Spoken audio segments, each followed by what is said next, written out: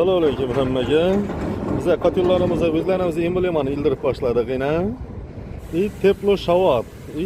Testa telefon nomerlarim bor. Kimga shunday ko'mir qatyollar kerak bo'lsa, ko'mir qatyollar xizmati deb yozsangizlar, ko'mir qatyollar deb yozsangizlar, meni kanalim chiqadi. Bog'lanib, nov savol javoblaringiz bo'lsa aytsangizlar bo'ladi. Bizda asosiy gazlashtirma hududlari ko'mirli ili gazli qatyollar ishlab chiqaramiz. Kimga shunday xizmatlar kerak bo'lsa, ekranda nomerlarga bog'lanasizlar, like bilan podpiskalaringizni qo'yaminsizlar. Yana yine ustalarımız yine ishlab turibdi. Xudo xolasa, bek biratimiz o'zina bir qatyol oladi, shuni olib ketchang. Bizning asosiy ishimiz gazlashtirilma hududlarni otopleniyali etib beradigan xizmatlarimiz ham bor o'zlarimizda. Otopleniyali xizmati kerak bo'lsa, ustalarimiz ham bor. Borib, uylaringizni o'lchab, hamma narsani o'zlarimizdan olib borib, chiroyli etib otopleniya etib beradi. Yine ishini etib, qatyollarni ham akkuratniy etib qo'ldan kelgancha yasab turibdilar.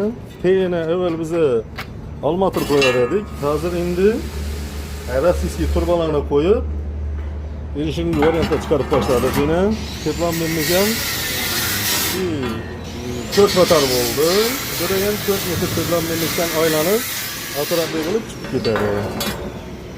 Kimga shuningdek xizmatlar kerak bo'lsa, ekranda nomerlarga bog'lanaverasizlar. Shuni bilan bizda yana gazli qatyollar ham chiqib boshladi. Gazli qatyollarimiz ham Toshkentskiy turba desangizlar, Toshkentskiy, rossiyskiy turba desangizlar, rossiyskiy. Nov zakaz bo'yicha desangizlar, shu aytgan zakazlarimizni yasab beramiz. Balandligi 50 likdan top 80 likgacha bor, xudo xolasa.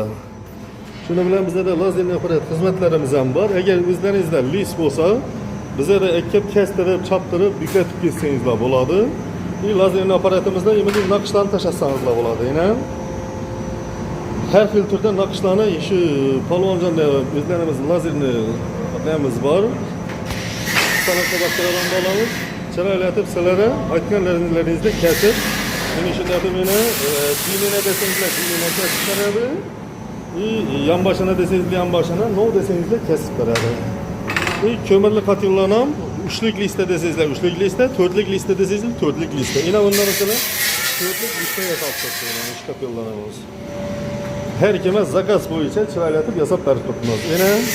Xudo xolasa lazerni kesishdan boshladi. Hozir ustalardan qo'shib beradi.